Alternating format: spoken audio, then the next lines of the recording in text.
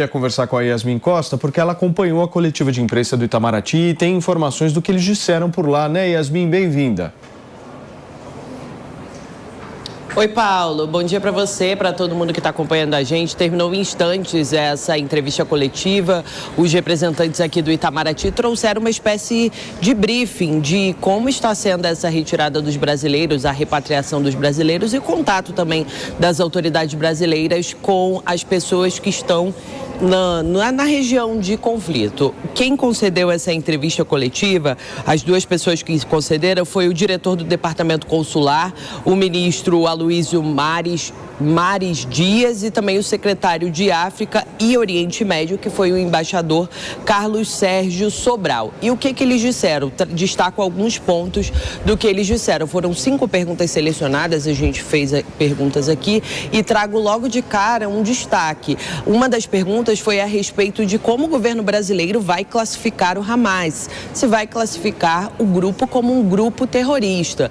O presidente Lula, logo no começo dessa guerra, fez uma publicação nas redes sociais chamando o Hamas de grupo terrorista, mas não é uma posição do Estado brasileiro, do governo brasileiro como um todo, quando a gente fala. Por quê? Porque a ONU não classifica o Hamas como um grupo terrorista e o Brasil segue essa classificação, essa indicação vinda da ONU. O que eles disseram aqui? Que o Ministério das Relações Exteriores tem uma posição clara contra o terrorismo, mas que vai aguardar essa decisão, essa classificação de Hamas ser ou não um grupo terrorista vindo da própria ONU. E a partir daí, sim, o governo brasileiro vai se posicionar oficialmente. Quando a gente trata da questão da retirada daquelas pessoas que estão na região da faixa de Gaza, cerca de 30 brasileiros, há a expectativa de que a negociação avance. O próprio ministro das Relações Exteriores, Mauro Vieira, disse que está em negociação direta com o governo do Egito para que essa retirada seja feita por terra através do Egito, porque fica mais fácil, mas estão fazendo uma série de negociações, uma série de documentos está sendo trocados entre o governo brasileiro e o governo do Egito para garantir essa retirada dos 30 brasileiros na região da faixa de Gaza. E eu fiz uma pergunta, Paulo, a respeito dos brasileiros que já se inscreveram na lista, pedindo a repatriação ou até informando que estão por lá. O que eles disseram? Que ao todo eles já receberam, até amanhã de hoje, o governo brasileiro recebeu 2.723 nomes. Muitos desses nomes eles estão fazendo um levantamento porque tem muita duplicidade de nomes, muitas pessoas se inscrevem 2 ou 3 vezes, eles estão fazendo a varredura. E tem muitas dessas pessoas que só se comunicaram para dizer que estão lá na região de conflito, mas que são residentes e não têm a pretensão de voltar. Só sinalizaram que estão lá.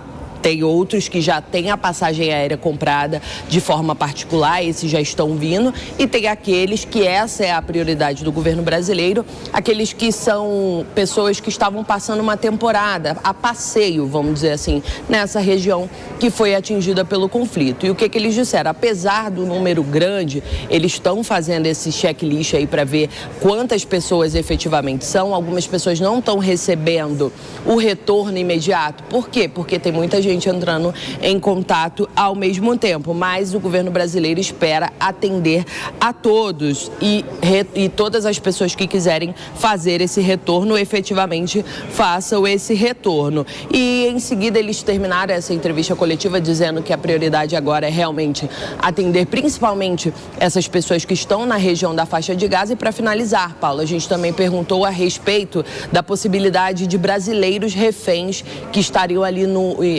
sendo mantidos reféns pelo Hamas. O governo brasileiro oficialmente ainda não tem informações de que existam brasileiros nesse grupo de reféns, mas está levantando essas informações e qualquer novidade vai repassar para a imprensa para a gente tomar conhecimento disso. Eu sigo por aqui no Palácio do Itamaraty. Qualquer novidade eu chamo você aqui na Jovem Pan, Paulo. Muito bem, obrigado, Yasmin, pelas suas informações. A Yasmin acompanhou então a reunião do Itamaraty, trouxe todos esses dados e essas atualizações para a gente. Imagens ao vivo da faixa de Gaza. Nesse momento são se eu não estou enganado, 10 para 5 da tarde ali na faixa de Gaza, em Israel. Ao que tudo indica, há um pouco mais de tranquilidade hoje ali, não há uma quantidade tão grande de bombardeios como nós tivemos ontem. Eu vou para um rápido intervalo comercial e já voltamos. Para você que está no rádio, são 10 horas e 52 minutos. Deixa eu trazer uma discussão aqui para vocês dois, porque eu fico me questionando muito das escalas desse conflito. Sim. Por enquanto, nós estamos vendo uma escala entre Israel e Hamas.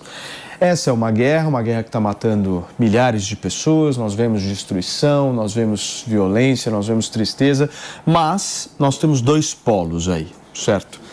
Eu fico muito preocupado com a escalada dessa guerra. Então trouxemos aqui o fator dos Estados Unidos. Se os Estados Unidos entrar de alguma forma, escala mais ainda essa guerra. Agora, tem um outro personagem nessa história, Maninho, que eu acho que faz com que haja uma proporção muito superior de desastre e de campo de guerra, que é a participação do Irã nessa história, né?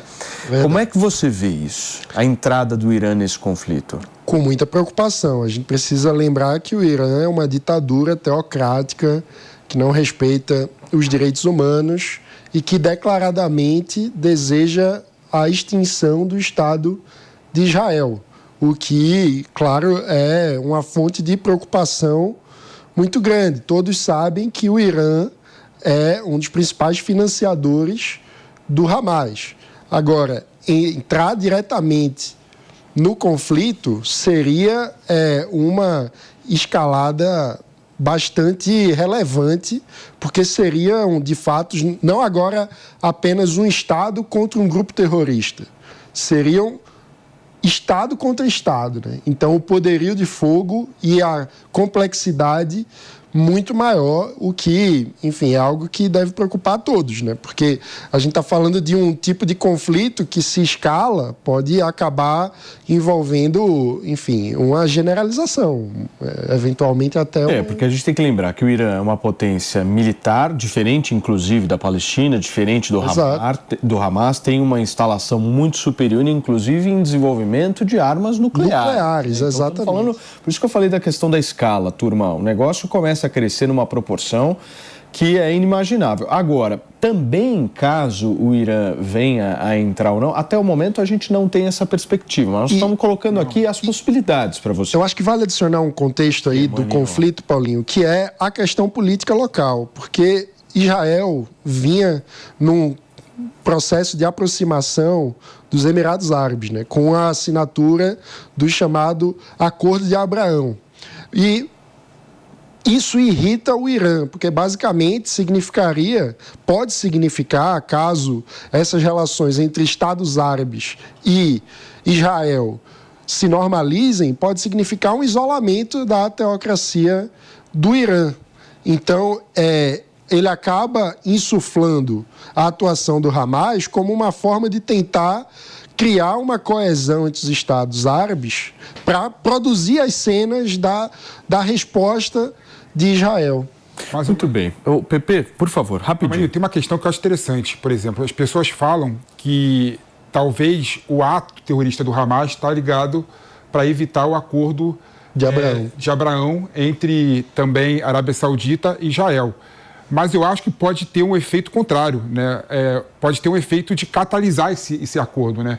Já que eu vou fazer esse acordo para demonstrar realmente para o mundo que eu estou a favor da paz, né? Então pode ter um efeito catalisador também. Turma, nós vamos conversar agora com o Mário Ricardo.